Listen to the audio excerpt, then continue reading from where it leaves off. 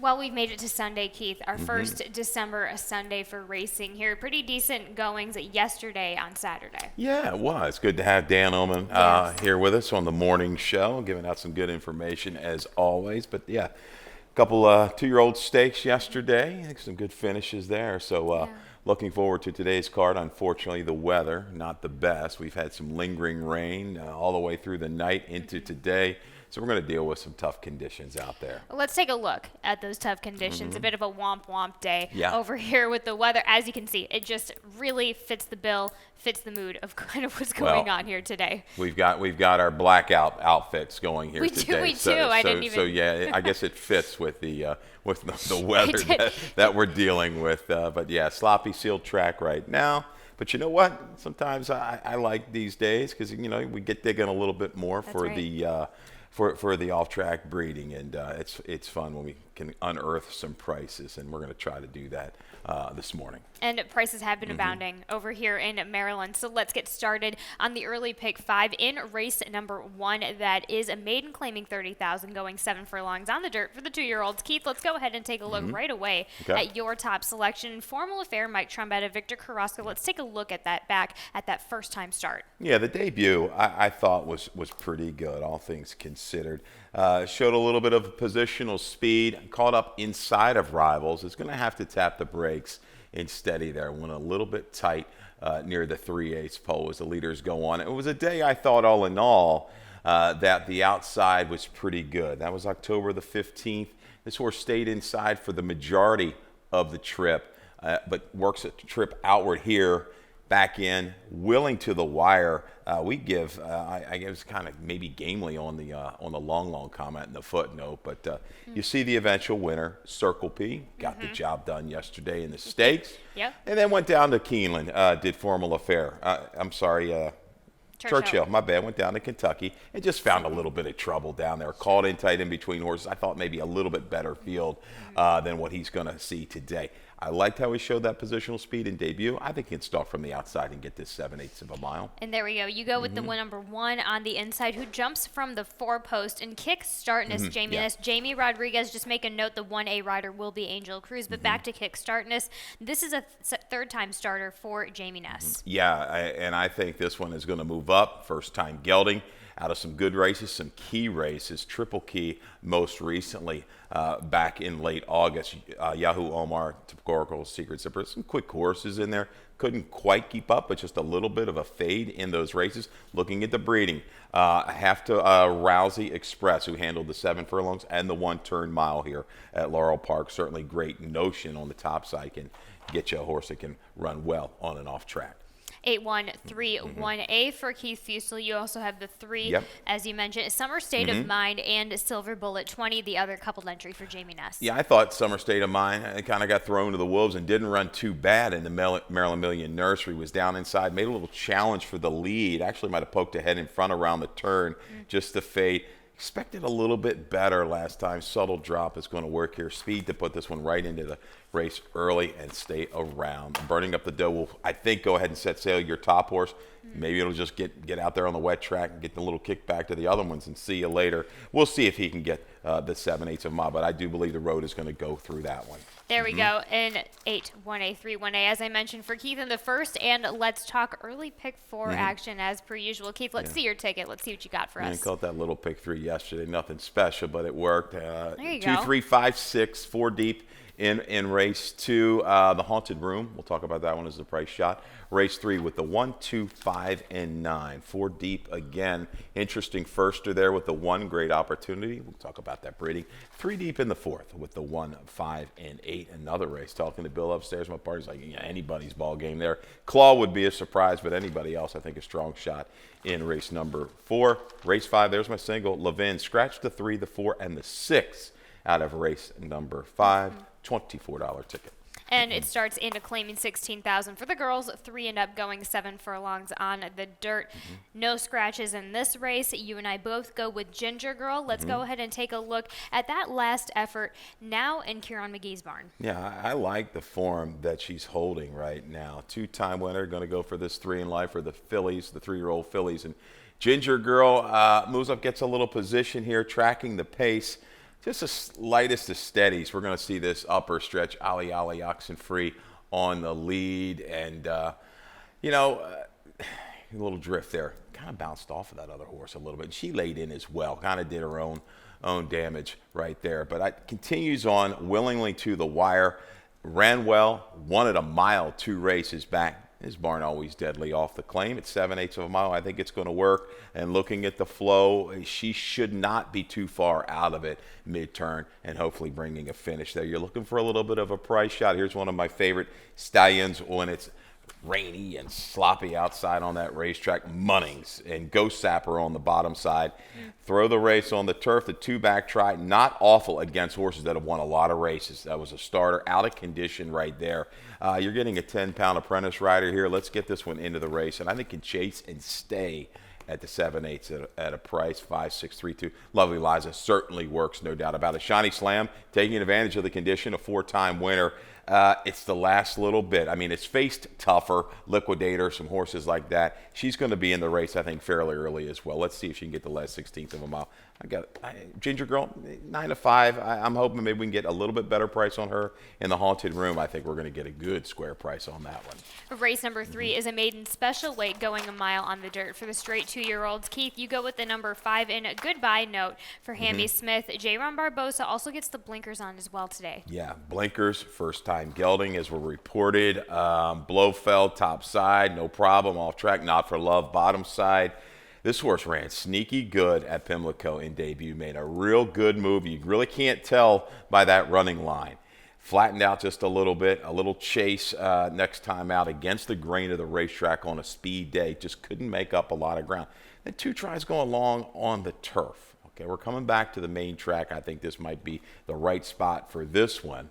And with the report, blinkers reported gelding, I think this one can sit mid-pack and unleash a run here. We know this jockey-trainer combo has been deadly. I'll take the shot on Goodbye Note here today. Why not? I like it. I like it. You also go for a price underneath an El Divino Nino for Rudy Sanchez Solomon. Tice Life, Justina retains the ride on this one. Ever so improving, Keith. Yeah, improving. When the blinks went on, the dirt races, I only had that one, but getting better and better and better. I like that. I thought One-Way Traffic ran really good last time. Chased that one gamely the whole way around the racetrack. 2 sprints to a route. You see that on your daily racing form. 27% from a smaller sample, but a good ROI.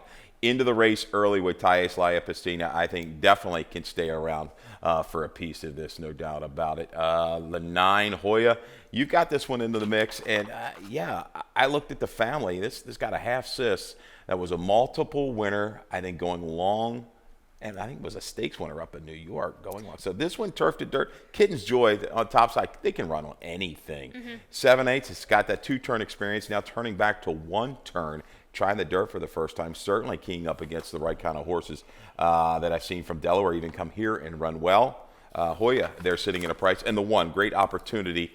You have to kind of give this one a look. We talk about Brittany Russell with horses going the 1-turn mile in debut at Laurel Park. 4 for 10, 5 for 10 over the last couple years with an ROI of 354. This one, the breeding definitely is there. Half to Ethereal Road, who you remember previous time, I think might have won the Sir Barton, if I'm not mistaken. Full to a horse called Black Rain, who recently won up in New York with an 87. There's lots of ways when you're looking at this one from that standpoint, percentage standpoint for Brittany, the breeding standpoint. You gotta at least use this horse. I'm sure he's going to take plenty of play. She's got 2 firsters in here. This is the one I like a little bit better. We'll see.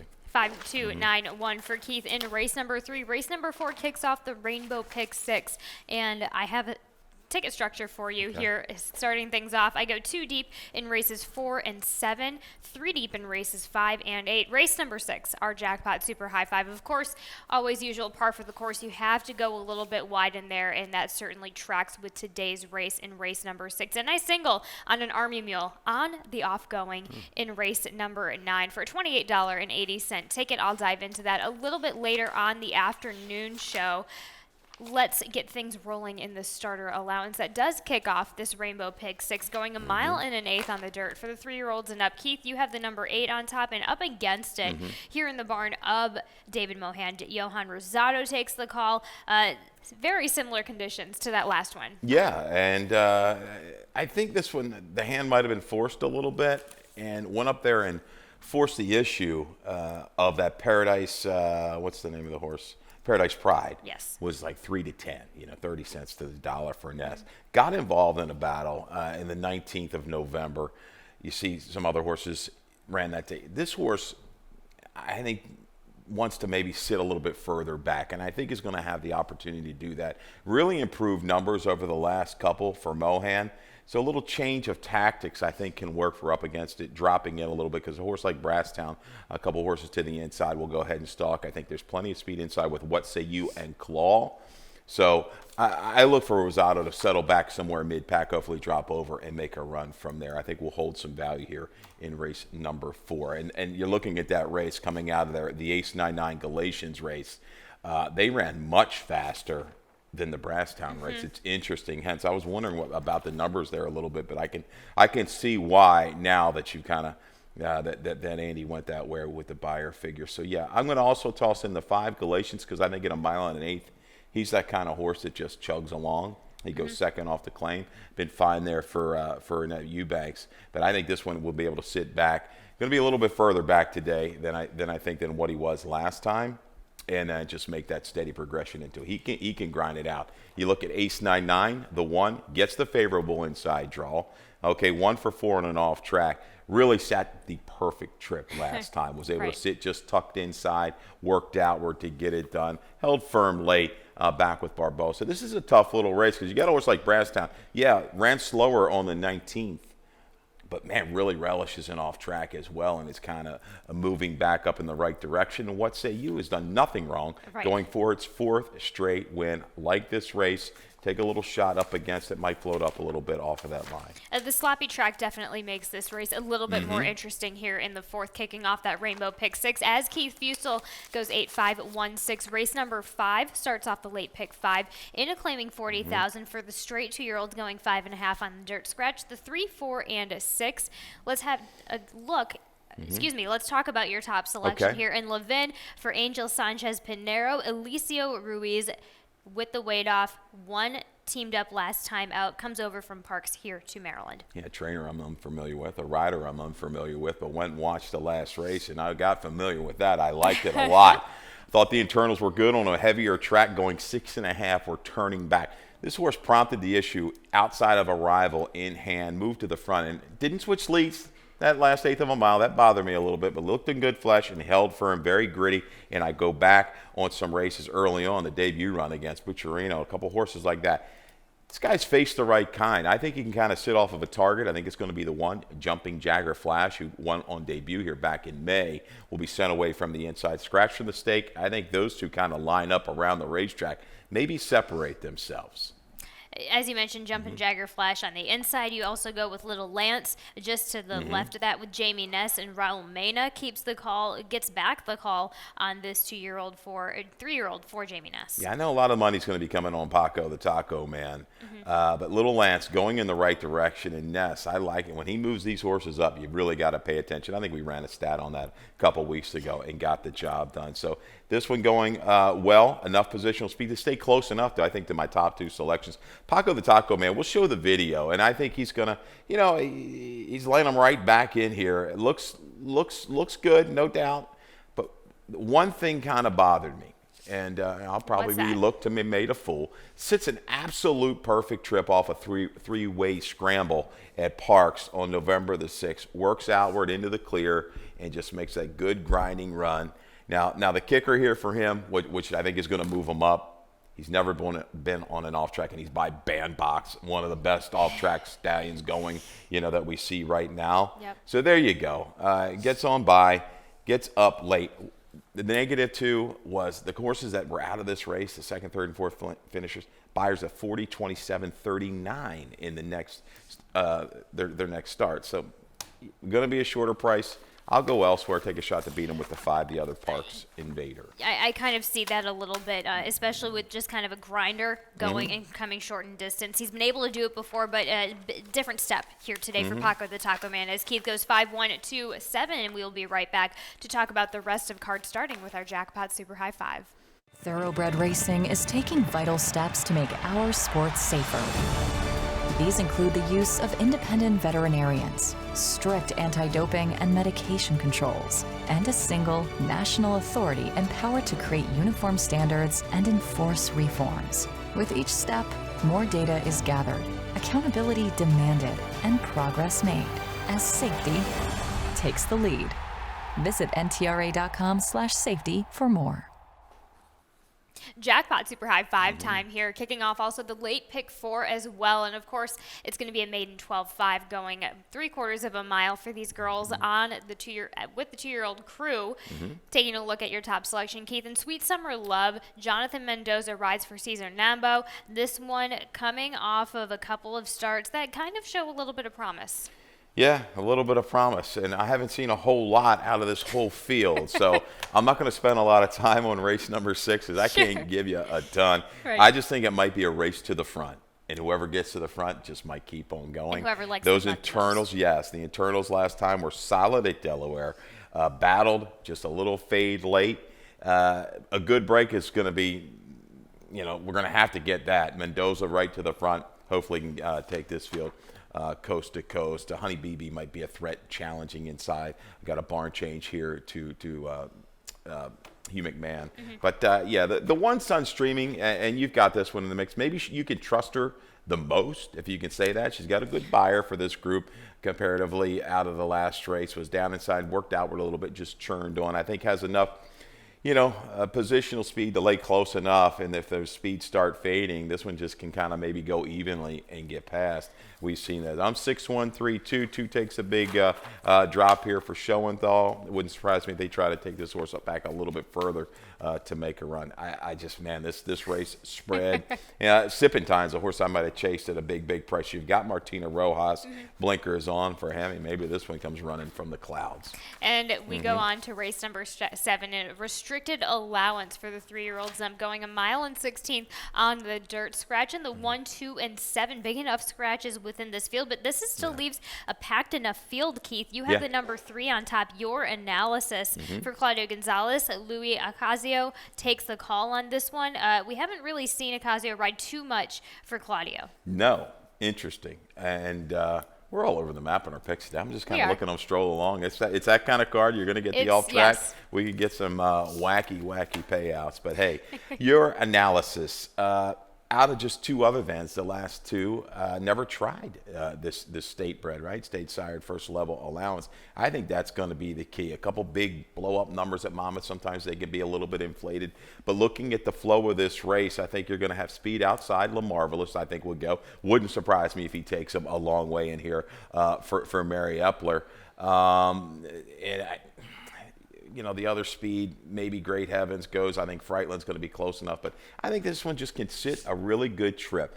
Run okay on an off track, not the bigger numbers that this horse has run, but enough. This class drop to me. Mo Visitor, that's a good horse. I know this horse ran in the stake the other day and backed up here, but had a couple big races. That horse was hot at the time, so I'm not going to really penalize him for that effort last time at Parks. This little drop, I think, can get it done. You mentioned Frightland, but talking about the 1A in Giordani, Jamie Ness, Jamie Rodriguez, they leave it, they stay in for the part of the coupled entry, but this one coming back off of that dirt, clearly just looking at those dirt efforts, it's easy to see. It's kind of an easy grab almost. Yeah, no doubt. He's steady. He doesn't have really much speed whatsoever, but he's got a fairly reliable run, and he'll bring it. And if any of these couple of these horses look like they might be tested at the distance, they'll flatten out. He'll be the one to kind of eke on by. Yes, Frightland, I think, off track, definitely again. By Munnings, has never seen it off track. This is the time. If this horse is going to make a little jump up in the buyers, maybe in that mid-80 range, I think this is the day. Last time out, dropped in around the turn, got a little uncomfortable to the inside of a rival, about the 3/16 pole. Just couldn't quite get through that seam, but came back out and churned on willingly. Another one with enough positional speed to just kind of lay right up with the flow and stay around with the trip. This horse definitely should move up on the off track. 3-8-1-8-4 in race number 7 for Keith Fustel. Race number 8 is another restricted allowance for the girls. It's going 6 furlongs on the dirt here today. Scratching the 4 Unconscious Mind. You go with Chica Mahogany, for Robbie Bales. William Humphrey gets the dirt and an off track for the first time in one go. Yeah, again, it's a race where I'm not super enthused about a whole lot of horses. You know, the horses that are just I thought would follow through in some of the races and haven't.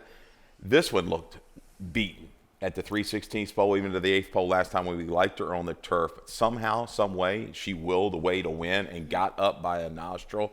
And looking at the breeding, yeah, this horse has never tried the main track. Takoa, the mare on the bottom side, is a 6-time winner on the dirt. We got Great Notion topside, and some siblings have won on the main track. I think all track's going to be fine. I don't know what kind of trip we're going to see. I think she's going to have to make a run for mid-pack. I don't know if she's quite as quick as a couple of these early on. You've got a horse like Angel Arts had improved speed on the main track with the blinkers. Angel Canterbury and Shine Like a Diamond definitely will be going out. Shine Like a Diamond for Ness and Martina Rojas. But maybe this one kind of get that ground-saving trip inside out to get it done. Just a new face here on the main track for me. Genie and a Bridle is in your exacta for Jerry Robb, Xavier Perez. This filly finally kind of got back. Once getting back in the barn of Jerry Robb really has just kind of turned an improvement. No doubt. I think we'll need a little bit of flow. I think we'll get some flow with the 2, the 3, possibly the 8 moving forward. Circle kind of a run for this one today to move into it. Deeds of Love. We've got video. Like this one last time at 7/8, so maybe the run will be a little bit sharper at 3/4 of a mile. Got the job done at 3/4 off of a break at Delaware from January to August. Last couple, getting a little bit better, but you're seeing this right here. Had the battle up front going on. Bundiva 19 Amendment makes this move in between horses. You're thinking it's going to get it done.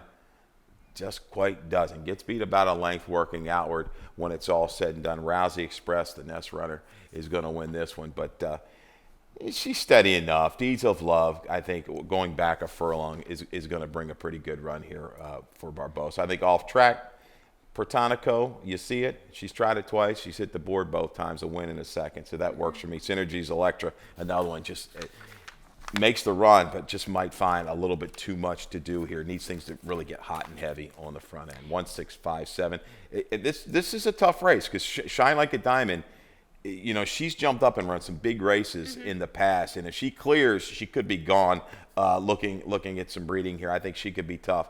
And moving the 8 horse, I think both these horses for Ness. You're looking at a little stat here. Last couple of years, when he goes claiming to allowance, he's 34%. I mean, that's strong. I mean, he's strong all across the board. That's a good number, though, for the Nest runners. But I'll take a little shot here with Robbie Bales. And our finale is a maiden claiming 30,000, going 5.5 on the dirt for the 3-year-olds and up. Keith, you have some bangers in this race. Yeah. In the big enchilada for Kieran McGee, Forrest Boyce, with the blinkers on. Assumingly, that's going to be the magic here today for you. We'll see. You know, again, at first glance, it's 5.5.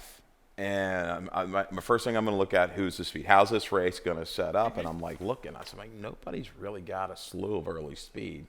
Fire and Knives did on the turf, but got in a little bit of a jackpot going to the turn and got all discombobulated. Big Enchilada has shown it. Really, you know, maybe for a half mile or so. But the blinkers going, you got Forrest Boyce. Maybe tweaking some things. Maybe this horse can kind of get out, get position, stalk, and move on, or just get right to the front.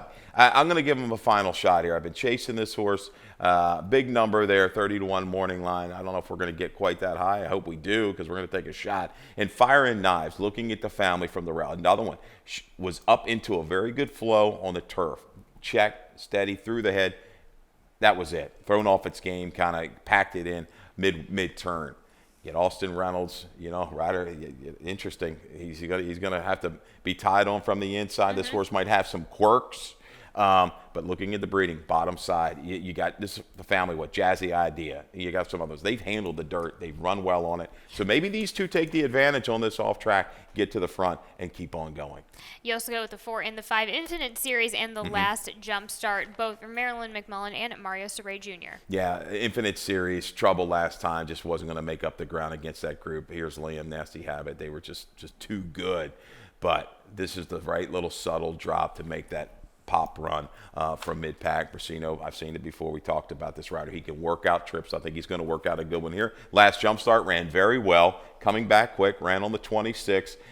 Good closing run, goes first time in a new barn. And Army Ranger, it's another one, shortening up first off the claim for Kieran. That work. They're the main threats from off the pace. And there we have it for Keith Fustel's picks for today at the races here in the morning. Let's go to lightning round, dive in to a little bit further. Let's go back to the best bet in race number 5, kicking off that late pick 5. In the number 5, Levin, a lot of 5s there for Angel Sanchez Pinero and Alicio Ruiz. We hit with 44 the other day, right? Perfect day. Now we're going to try to come back with 55 with I Levin. love that. Unfortunately, some scratches with the 3, 4, and 6, which is going to bring that 12-1 way down. But I really was impressed visually by the effort. I think he can get that stalk and pounce, or maybe prompt and move into it. I don't think they're not going to want to let the one get too far away, and I don't think he will. He's got enough speed. He's faced the right kind on the go back. Lightly raced horse, but I think he's got a little bit of ability here to get it done in race 5. And we just kind of covered it. We did just completely cover it, but the value plays in race number 9 in the Fire and Knives at 15-1 and the Big Enchilada at 30-1. That's the key. We just gave you the information. Big prices later in the day. If you need a little bit of a bailout, this is what I like to look for late in the day. These two are live. Their speed, I think you're going to get a little bit of a thrill, if not a real big thrill, when it's all said and done for these two, especially if they run together. That would be a huge exacta. You talked about thrills. Let's talk about what happened yesterday, of course, in some stakes. Taking a look at the Maryland Juvenile Fillies, of course, Kissed by an Angel, while Sheila's War Cloud was trying to give a little bit of fight. Yeah, Sheila's War Cloud ranged up. Looked like she might get her at the 8th pole. A little softer early flow. Recency here, we talked about on the show with Dan. Kissed by an Angel repels the challenge and holds firm. And we also, the Maryland Juvenile as well in Circle P for Flint Stites and Ricardo Chappie. Catahoula and Speediness, they went out there, guns a-blazing, got in that battle, and the beneficiary was Circle P. 3 wide turn, dropped in, came back out, and gets it done.